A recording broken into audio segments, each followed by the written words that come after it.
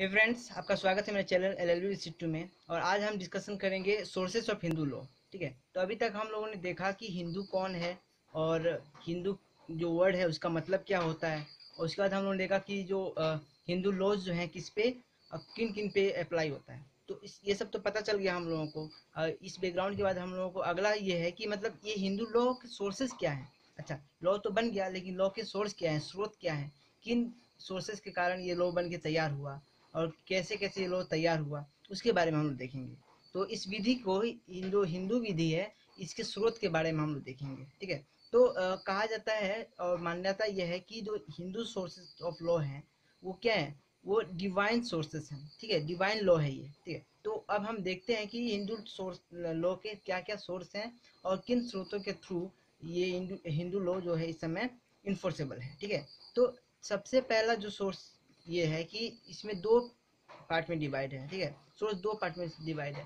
पहला जो है एंशियंट सोर्स और दूसरा जो है मॉडर्न सोर्स। ठीक है, तो मॉडर्न सोर्स और एंशियंट सोर्स मिला करके, इन दोनों सोर्सों को मिला करके हमारा अ, हिंदू लॉ का सोर्स, हिंदू लॉ तैयार होता है। ठीक है, तो सबसे पहले देखते हैं कि हम लोग की जो एंशियंट सोर्स है, जो प्राचीन स्रोत हैं हिंदू विधि के प्राचीन स्रोतों के बारे में पहले देखेंगे। उसके बाद हम लोग देखेंगे कि हिंदू विधि के आधुनिक स्रोत के बारे में। ठीक है, तो सबसे पहले हम लोग चलते हैं प्राचीन स्रोत की ओर। ये वीडियो पहले की वीडियो की तरह ये भी बहुत बड़ी वीडियो हो जाएगी, क्योंकि इसमें बहुत सारे नोट्स हैं और बहुत सारे इसमें पॉइंट्स हैं। ठीक है, तो इन सबको जानने के लिए आप सिर्फ कान में ईयरफोन लगा कर सुनेंगे तो नहीं होगा, आपको कॉपी में लिखना पड़ेगा। हर पॉइंट्स को आपको नोट डाउन करने पड़ेंगे, क्योंकि हर एक सोर्स के 4-5 क्या आएंगे, पॉइंट्स आएंगे। ठीक है, उन सबको जानना जरूरी है, क्योंकि जब आप पेपर पे, नोट्स पे और कहीं आप किसी के सामने बात करने की कोशिश करेंगे तो आप बीच के कुछ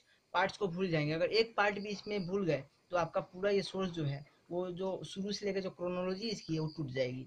ठीक है, तो आप सबसे पहले कॉपी लीजिए और पॉज करके वीडियो पॉज कीजिए और जाकर के कॉपी लाइए, कॉपी पे और नोट्स कीजिए कि कैसे कैसे सोर्स हैं और कौन कौन से सोर्सेस हैं जिससे हिंदू लॉ बन के तैयार होता है। ठीक है, तो सबसे पहला जो हम लोग का सोर्स है वो एंशिएंट सोर्स है। तो एंशिएंट सोर्स को कैसे हम देखेंगे कि सबसे पहला इसका सोर्स है वो है इसका श्रुति। ठीक है, फिर उसके बाद आता है स्मृति, और ये सोर्सेस हैं। श्रुति सोर्स है, ये संस्कृत वर्ड है। और उसके बाद फिर स्मृति है, ये भी संस्कृत वर्ड है, इसके बारे में मैं आपको डिटेल्स में बताऊंगा आगे। तीसरा जो है कस्टम्स है, और चौथा जो है वो कमेंट्रीज एंड डाइजेस्ट। ठीक है, कमेंट्री एंड डाइजेस्ट है। ठीक है, चार सोर्सेस हैं जो एंशियंट सोर्स में आते हैं। और हम लोग मॉडर्न सोर्स में देखेंगे कि सबसे पहला है equity, justice and good conscience. ठीक है, उसके बाद दूसरा जो है वो है जो कि कोर्ट के द्वारा बनाया हुआ, कोर्ट के द्वारा दिया हुआ निर्णय, वो सब चीज़ें हो जाएंगी। और जो तीसरा चीज़ है जो है वो लेजिस्लेशन है। ठीक है, लेजिस्लेशन मतलब कि पार्लियामेंट द्वारा बनाया हुआ विधि, इस समय प्रेजेंट देश के सरकार द्वारा बनाया हुआ कोई विधि। इन सब चीज़ों को जो चार एंशियंट के और तीन मॉडर्न के, ये चार सातों चीज़ों को मिला करके, चार तीन सातों चीज़ों को मिला करके क्या हुआ, हमारा हिंदू विधि की सोर्सेस पूरे हो गए और हमारी हिंदू विधि बन के तैयार हुई। ठीक है, तो हम सबसे पहले चलते हैं एंशियंट सोर्सेस में, जहाँ की श्रुति क्या है। ठीक है, हम जानेंगे कि श्रुति क्या है। तो बेसिकली जो हमारा जो ये सिविलाइजेशन जब से स्टार्ट हुआ और इंडस सिविलाइजेशन खत्म होने के बाद जो यहाँ पे आर्यंस आया, आर्यंस ने शुरू किया एक अलग साम्राज्य, अलग एक सिविलाइजेशन शुरू किया। तो उस समय से एक नया चीज भी शुरू हुआ कि ये जो है वेद का सीरीज।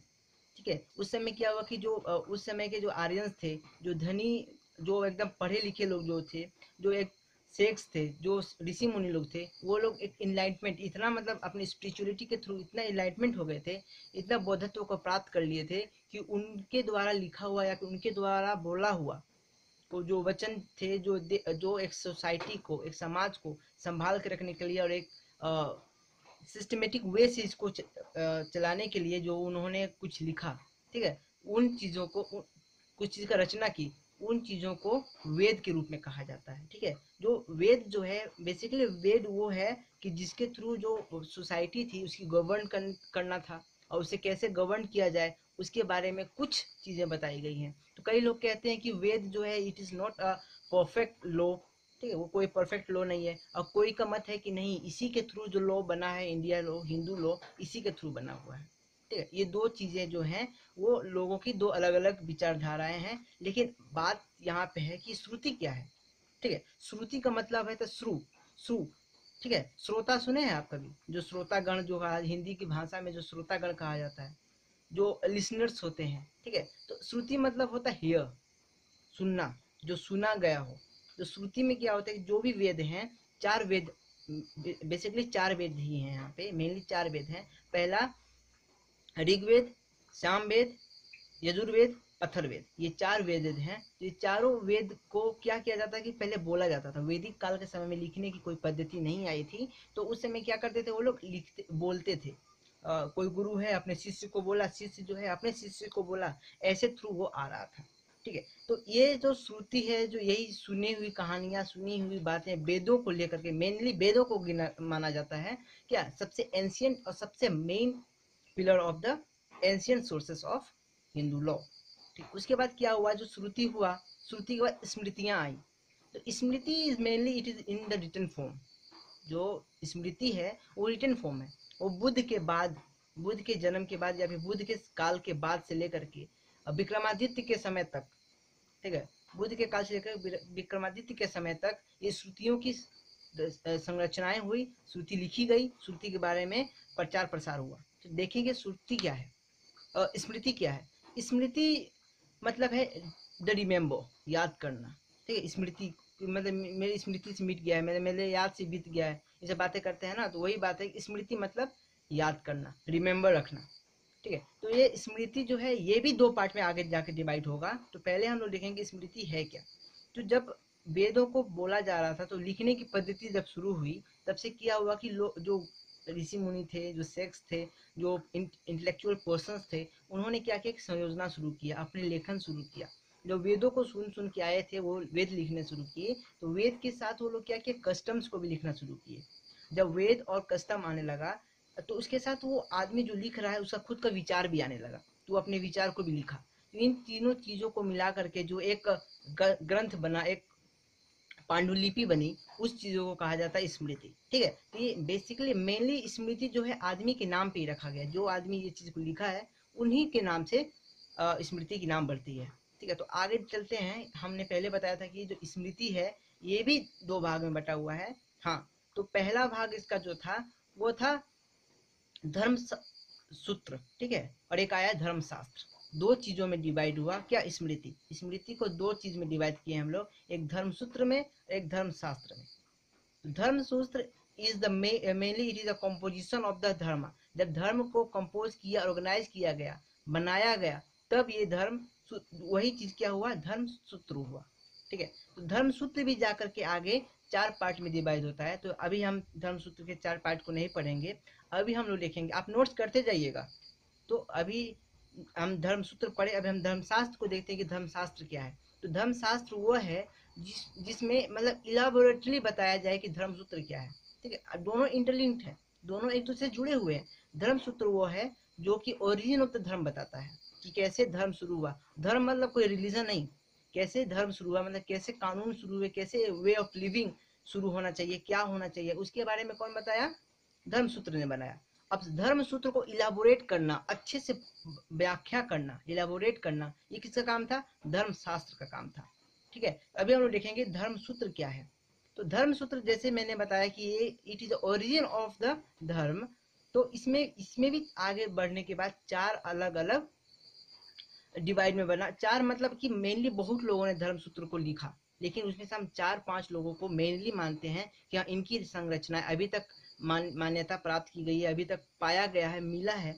तो उन्हीं के थ्रू हम लोग इन चारों को याद करते हैं। जैसे सबसे, और ये जो जो स्मृतियां जो होती हैं, मैंने पहले बता दिया कि लोगों के नाम पर, जैसे कि मैं लिखा हूँ तो मैं सिट्टू हूँ, तो मेरे नाम से कोई सिट्टू स्मृति हो गई। तो ऐसे कोई अलग आदमी आया, जब मोदी जी लिख दिए तो मोदी स्मृति हो गई। उसी तरह उस समय में भी स्मृतियां जो थी, जो लिखते थे, उनके नाम से कहा जाता था।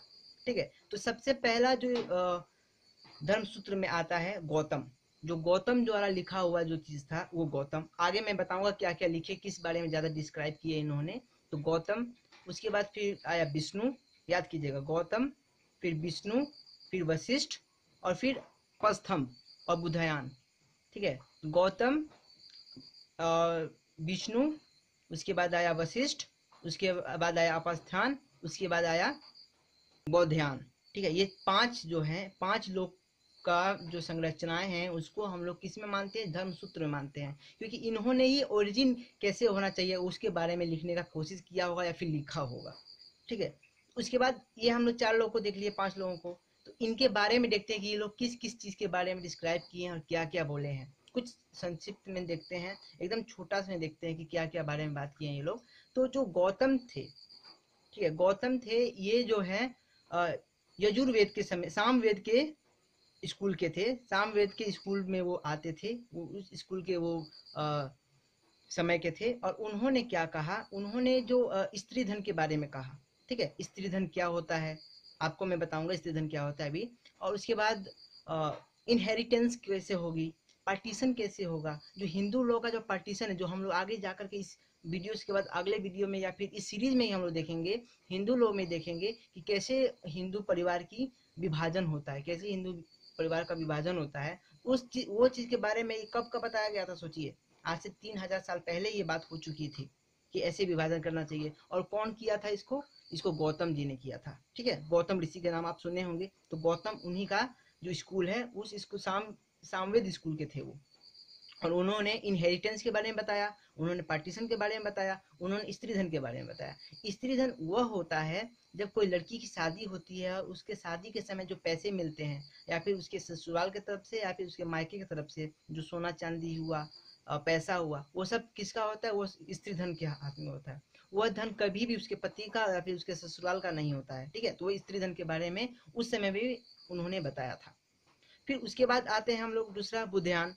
तो बौद्धयान जो है, तो बौद्धयान जो है वो कृष्ण यजुर्वेद के समय का स्कूल का है। और ये कहाँ के थे, ये साउथ इंडिया के थे, ये आंध्र प्रदेश के थे। ठीक है, और इन्होंने क्या किया, इन्होंने ज्यादातर रिलीजन के बारे में फोकस नहीं किया, इन्होंने किस चीज के फोकस किया, संक्षिप्त के बारे में बात किया, और ये भी स्त्री के बारे में बात की। ठीक है, तो ये कौन थे, बौद्धयान। बौद्धयान कहाँ के थे, कौन से स्कूल के थे, ये कृष्णा यजुर्वेद के थे। ठीक है, ये कृष्णा यजुर्वेद स्कूल के थे। और इन्होंने कैसे संक्षिप्त होना, संक्षिप्त मतलब तो बच्चे को कैसे मतलब रखना चाहिए, उन के बारे में, शादी के बारे में इन्होंने बोला। ठीक है, और तीसरा जो आया अपस्थम था। तो अपस्थम जो है वो भी कृष्णा यजुर्वेद स्कूल के ही थे। ठीक है, वो भी आंध्र प्रदेश के ही थे। और उन्होंने प्रजापत्य जो मैरिज सिस्टम था उसके खिलाफ थे। वो जब प्रजापत्य जो सिस्टम था मैरिज का, शादी का, उनके वो खिलाफ थे। और जो चौथे जो थे वो वशिष्ठ, वो नॉर्थ इंडिया के थे। और उन्होंने किसके बारे में बोला, उन्होंने बोला कि री मैरिज ऑफ द विडो, जो जो महिलाओं की शादी हो जाती हैं और उनकी शादी जो शादी होने के बाद उसके पति का देहांत हो जाता है। ठीक है, और पहले क्या था कि जब शादी होने के बाद बच्ची जो कम एज में शादी होता था, तो बच्चे को क्या किया जाता था, घर में रखा जाता था। और कुछ 4 साल 5 साल के बाद उसके पति आते थे, फिर उसको लेके जाते थे।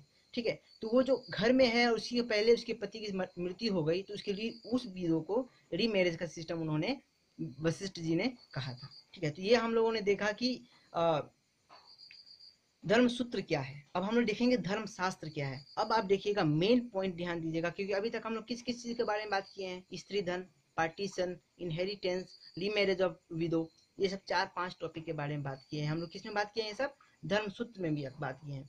अब हम लोग धर्म शास्त्र में आते हैं।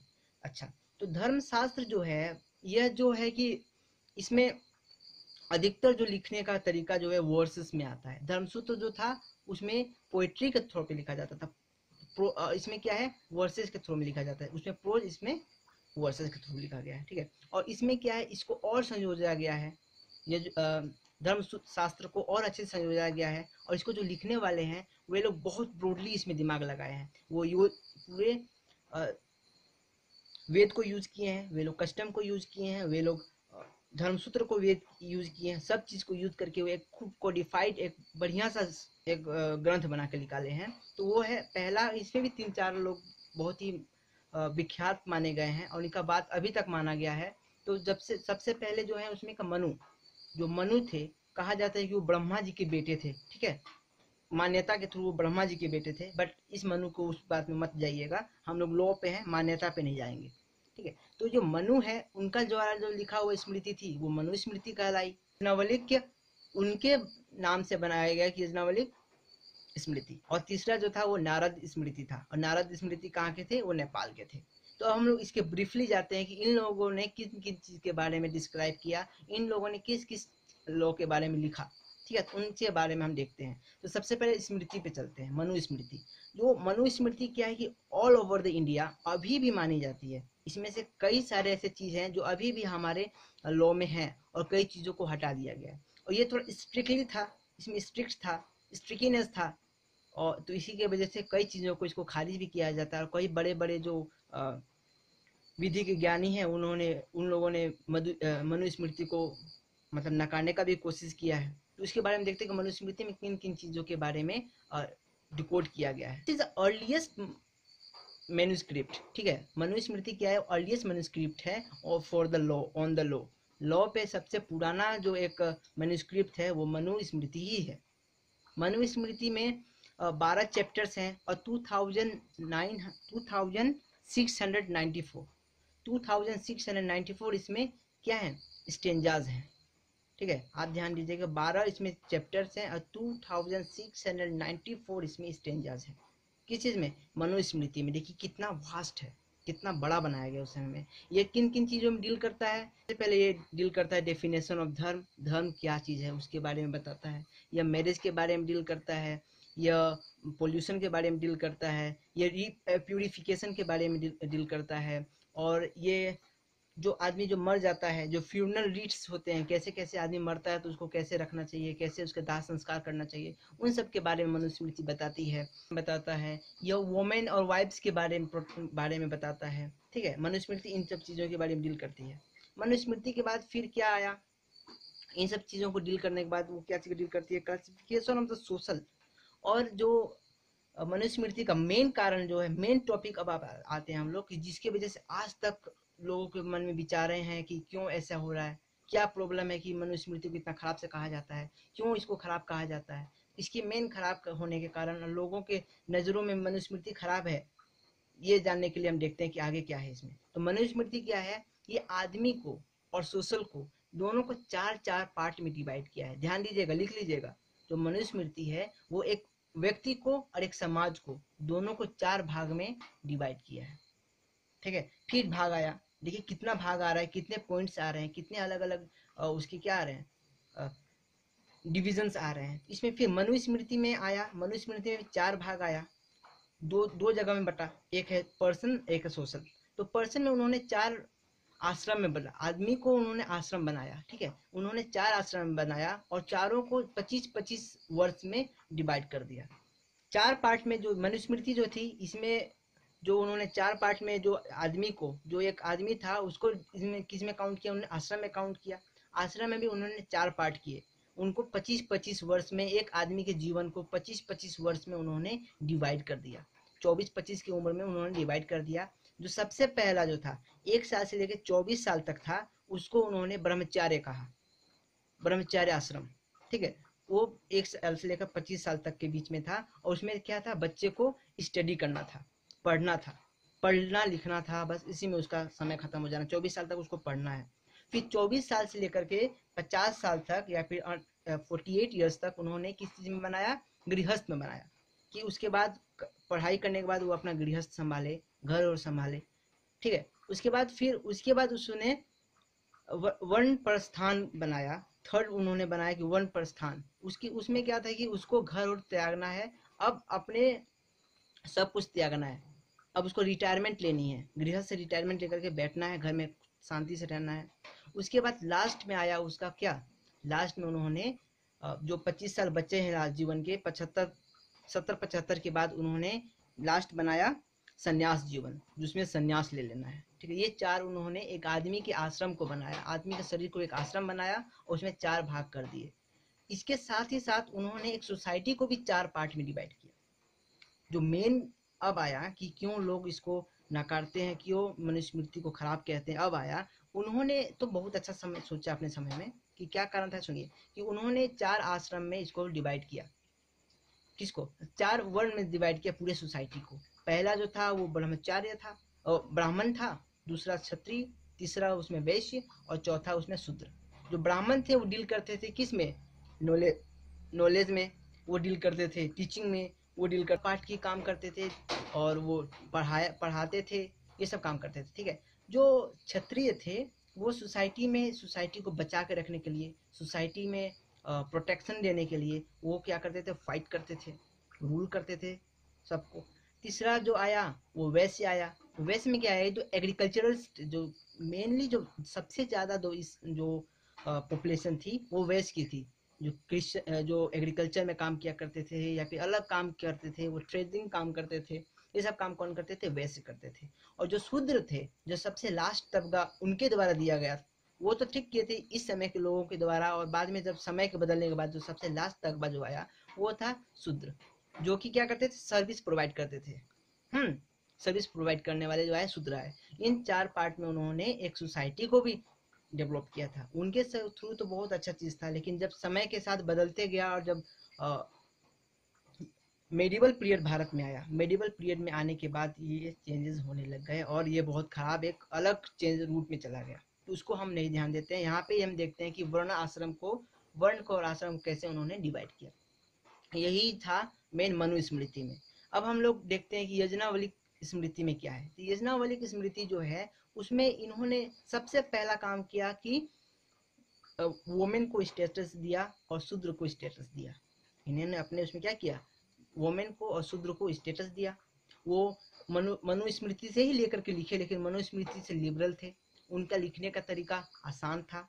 वो कस्टम्स को ज़्यादा तवज्जो दिए, वो रिलीजन को छोड़ करके कॉमन लॉज को ज़्यादा ध्यान दिए, ये सब था। और ये उससे थोड़ा लिबरल थे। यज्ञवल्क्य जो है इसके कई सारे ऐसे कोट्स जो हैं वो मॉडर्न स्रोत में भी यूज होते हैं। मॉडर्न जो तरीका था जस्टिस का उसमें भी इसको यूज किया गया है। और जो हमारा थर्ड स्मृति थी वो नारद स्मृति थी।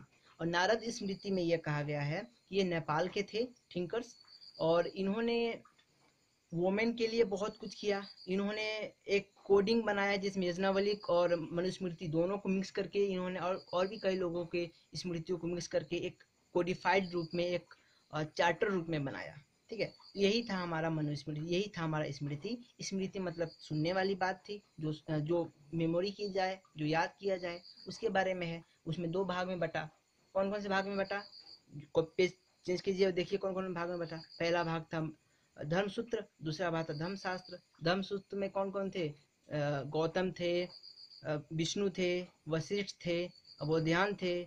ठीक है, उसके बाद इसमें धर्मसूत्र में, धर्मशास्त्र में क्या क्या था, मनुस्मृति थे, इसमें यज्ञवल्क्य थे, इसमें नारद थे, और बहुत सारे थे, लेकिन उन लोगों के बारे में कोडिंग नहीं की गई है। उनकी बातों को नहीं मिला है, या फिर नहीं मिला होगा, या फिर उसको यूज नहीं किया गया होगा। ठीक है, अब हम लोग देखते हैं कि कस्टम्स क्या है। तो कस्टम का मतलब क्या है, कस्टम क्या है। तो कस्टम बेसिकली जो इस सोसाइटी में हम रह रहे हैं, क्योंकि कोडिंग क्या है, ये कोड जो लॉ बनता है सोसाइटी के लिए बनता है, एक पर्सन के लिए नहीं बनता है। जो सोसाइटी जो है उस सोसाइटी में कैसे एक कस्टम्स चली आ रही है, प्रथाएं चली आ रही हैं, बहुत साल से चला ही आ रहा है, वो चीज़ चले आ रहा है, उन चीज़ के बारे में भी डिस्कस किया जाता है, उन चीज़ को लेकर के भी लॉज बनाए जाते हैं। ठीक है, तो देखते हैं कि हम लोग इसको भी चार पार्ट में डिवाइड किया गया है। इसमें पहला चीज़ है कि सबसे पहला चीज़ है इसमें सोसाइटी। ठीक है, दूसरा चीज़ है इसमें कम्युनिटी एंड कास्ट। तीसरा चीज़ है family, local, society and caste, community, और तीसरा है फैमिली, और चौथा गिल्ड। ठीक है, तो ये चार चीज़ में डिवाइडेड है। तो पहला हम देखते हैं कि लोकल क्या है। जो लोकल है कि जोग्राफिकल एरिया में, उस एरिया में क्या हो रहा है, लोकेलिटी में, उस लोकेलिटी में जो चीज़ बहुत सालों से चला आ रहा है वही चीज़ को मान्यता दी जाएगी। और ये भी मान्यता कितने साल के अंदर दी जाएगी, ये भी 40 से 50 साल से पहले जो प्रथाएं चली आ रही हैं उन्हीं को मान्यता दी जाएगी। उससे पुराने मान्यता को ही दी जाएगी, नए मान्यताएं को नहीं दी जाएगी। ठीक है, उसके बाद क्या है फैमिली। एक फैमिली में जैसे किसी के फैमिली में क्या होता है कि इस देवी देवता को पूजा करना है, फिर उस देवी देवता को पूजा करने के लिए मतलब इतना तारीख को जाना ही है, इस नक्षत्र में जाना ही है, तो जाना पड़ता है। तो ये सब क्या है, एक फैमिली कर रही है तो आपको भी उस फैमिली से जुड़े हैं तो आपको भी वो काम करना पड़ेगा। ठीक है, तीसरा क्या है, कास्ट एंड सोसाइटी। जैसे ब्राह्मण्स क्या करते हैं, पुनी रखते हैं, जो चिरकी रखते हैं वो लोग, तो उनका क्या है कि चिरकी रखा जाए, तो कहीं स्कूल में जाना हो या फिर कहीं ऑफिस में जाना हो, कहीं पार्टीज में जाना हो और चिरकी लगा करके गया तो उसको आप नहीं हटा सकते, क्योंकि ये क्या है, उसका कस्टम में है, उसके उसमें लिखा गया है, ठीक है, उसके लॉज हैं, कस्टम्स हैं, आप उसको नहीं नकार सकते हैं। तो वो आदमी अगर चोटी पहन के जा सकता है, वो आदमी धोती कुर्ता पहन के जा सकता है, तो उसके कस्टम्स में आते हैं, उसके लॉ है, उसका हक है, वो पहन के जा सकता है, ठीक है। और उसका तीसरा क्या है, चौथा क्या है, गिल्ट। गिल्ट एक्चुअली जो है कि ट्रेडर्स यूज करते थे, ट्रेडर्स जो हैं, जो व्यापारी हैं, वे लोगों के लिए वो कानून बने हुए थे गिल्ड्स वाला, ठीक है। ये चार जो थे किसमें थे, कस्टम्स में थे। कमेंट्रीज बेसिकली, इसका कमेंट्रीज का मतलब यह होता है कि जो मनुस्मृतियां थी, जो स्मृतियां थी, उसको और अच्छे से अपने तरीके से लिख के प्रकट करना। इसमें दो स्कूल था, मिताक्षरा और दायभाग। एक्चुअली बेसिकली इसमें चार थे, लेकिन दो को ही हम लोग मान्यता दिए हैं, एक मिताक्षरा, एक दायभाग, ठीक है। जो मिताक्षरा जो है, वो मिताक्षरा मेनली ये पूरे इंडिया में पाया जाता है, पूरे इंडिया के लिए है। और जो दाया भाग था वो वेस्ट बंगाल और उड़ीसा में ही मान्यता प्राप्त दिया गया है इन दोनों को, ठीक है। यही जो दो मिताक्षरा और दाया भाग, मैं अगले किसी वीडियो में आपको मिताक्षरा और दाया भाग के बारे में अच्छे से समझाऊंगा, क्योंकि ये बहुत बड़ा कंसेप्ट है, ये बहुत बड़ा स्कूल्स हैं ऑफ द हिंदू लॉ। अभी तक हम लोगों ने एंशियंट लॉ पर कंप्लीट कर दिया है, एंशियंट सोर्सेस पढ़ के कंप्लीट कर दिया है। अब हम देखेंगे आगे कि मॉडर्न सोर्स क्या क्या। तो मॉडर्न सोर्स में हम लोग ये देखेंगे कि सबसे पहला चीज क्या है, equity, justice and good conscience.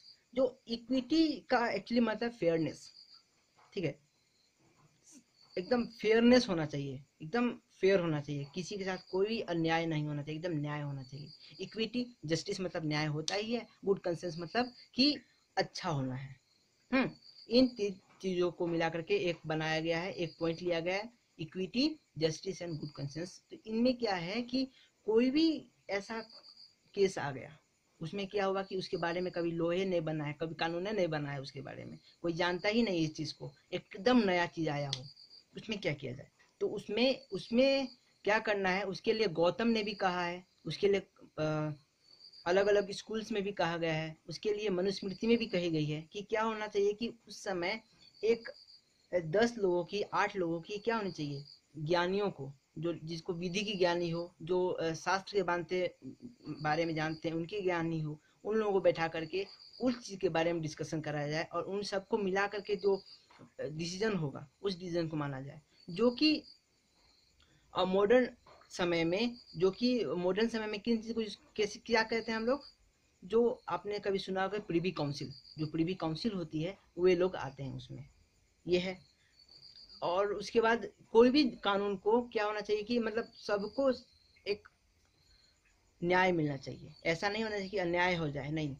5 जो जुर्म किए हैं वो लोग बच जाए, लेकिन एक बेकसूर आदमी को जेल न जाना पड़े, यह उसी समय से लिया गया है।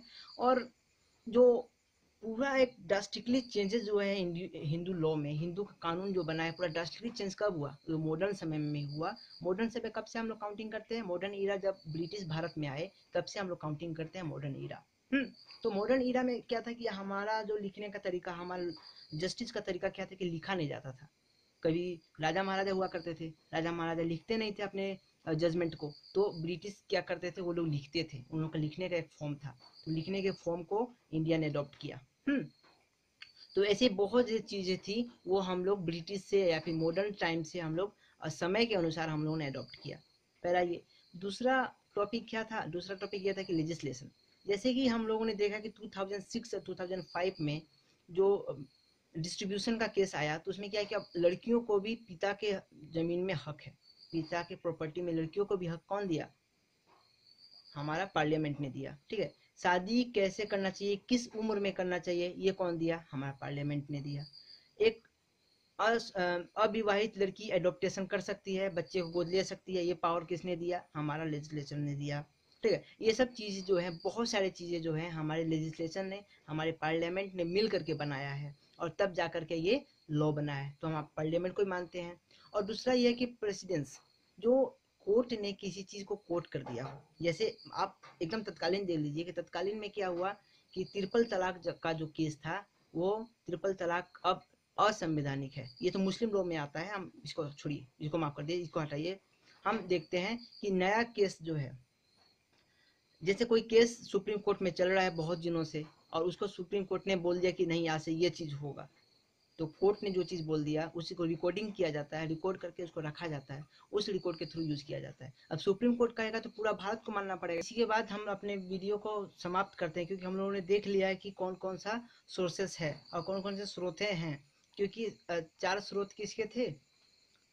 चार स्रोत थे हमारे एंशियंट के, और तीन स्रोत थे हमारे, मेनली तीन स्रोत थे हमारे मॉडर्न के। दोनों मिलाकर 7 टॉपिक हुआ। सातों टॉपिक को हम लोगों ने डिस्कस कर लिया, अच्छे से डिस्कस किया है, कोई भी पॉइंट को छोड़ा नहीं है हम लोगों ने। और हम लोगों ने देखा कि कितना वास्ट ये हम लोगों का क्या हुआ, टॉपिक बना। ये आधे घंटे से ज़्यादा बड़ा वीडियो हो गया है, 30 मिनट से ज़्यादा वीडियो हो गया है बड़ा। तो आपको ये वीडियो का टाइम दे करके आपको नहीं, आपको पॉइंट्स देख करके आपको देखने होंगे। अगर आप टाइमिंग देख करके पढ़ेंगे, क्योंकि मैं भी जब पढ़ता था यूट्यूब से या फिर अलग जगह से ऑनलाइन, तो क्या देखता था मैं, कि टाइमिंग देख देख के पढ़ता था कि 2 मिनट बचा है, 1 मिनट बचा है।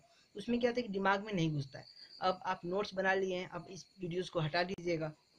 हटाने के बाद नोट्स के बारे में एक बार और सुनिए, पढ़िएगा। फिर उसको पढ़ने के बाद फिर दोबारा इस वीडियो को आप कान में लगा करके सुनेंगे, तो क्या होगा कि आपको जो बातें जो मैंने बताई हैं वो आप तो एक बार पहले सुन लिए हो, फिर आपने उसको पढ़ा, फिर उसके बाद दोबारा मेरे बातों सुन लिए, तो आपके दिमाग में हमेशा के लिए बैठ जाएगा। तो इस वीडियो को फिर से शुरू से लेकर के अंत तक आप एक बार देखिएगा, और उसके बाद आपके इस कंसेप्ट क्लियर हो जाएंगे कौन कौन सा सोर्सेस हैं। ये सोर्स थोड़ा वर्स है, क्योंकि मैंने जब कॉन्स्टिट्यूशन के पार्ट जो बना रहे हैं, कॉन्स्टिट्यूशन के पार्ट 1 और कंप्लीट हो गया, पार्ट 2 भी ऑलमोस्ट कंप्लीट होने ही वाला है। तो वो क्या है कि वो आप 10 मिनट में 7 मिनट में पढ़ के समझ जाते हैं। बहुत छोटा छोटा टॉपिक्स अभी चल रहा है। तो आप कॉन्स्टिट्यूशन के बारे में पढ़ना चाहते हैं, और कॉन्स्टिट्यूशन लॉ भी आपके जो फर्स्ट सेमेस्टर में जो आएंगे उनके बारे में मैं शुरू कर चुका हूँ, तो आप उसको भी धीरे धीरे देख लीजिएगा, ठीक है। और इसमें क्या है कि हम लोगों ने ये सब देख लिया। अब आगे देखेंगे कि हिंदू लॉ में कौन कौन से अलग अलग लॉज हैं, जैसे मैरिज एक्ट, उसके बाद फिर एडॉप्टेशन एक्ट। तो ये सब फिर देखेंगे पार्टीशन कैसे होता है। फिर देखेंगे कि क्या बोलते हैं उसको, कर्ता कौन होता है घर का। फिर गृहपति क्या होती है। ये सब के बारे में हम लोग आगे आगे देखते जाएंगे कि कैसे कैसे हिंदू लॉज के अलग अलग लॉज हैं, एक्ट हैं, ठीक है। तो आप इस वीडियो को और हमको यहीं पे पूर्ण विराम दीजिए और हमको अलविदा दीजिए। और अगले वीडियो में मैं जल्द ही आऊँगा। इस सीरीज़ को जल्दी कंप्लीट करना है, क्योंकि हम लोग के पास अब टाइम नहीं है, क्योंकि ये पूरा सीरीज़ जो ये समय जो है 6 महीना मैंने बर्बाद किया है कोरोना वायरस की वजह से, तो उसको हम लोग को मेकअप करना है, ठीक है। तो अब आप हमको अलविदा दीजिए, और आप इसको वीडियो को फिर दोबारा देखिएगा, शुरू से लेकर लास्ट तक फिर एक बार देखिएगा। तब तक आपका कंसेप्ट जो है पूरा क्लियर हो जाएगा, ठीक है। मैंने अपनी तरफ से पूरा कोशिश किया है। इसमें भी कुछ कमियां होंगी, तो आप ज़रूर अपने कमेंट सेक्शन में जाकर के इस कमी को बताइए कि मेरे अंदर क्या कमी है, मैं कैसे आपको और अच्छे से समझाऊं। आपके कमेंट की बहुत सख्त ज़रूरत है मुझे। तब तक के लिए आप हमको अलविदा दीजिए। जय हिंद, जय भारत।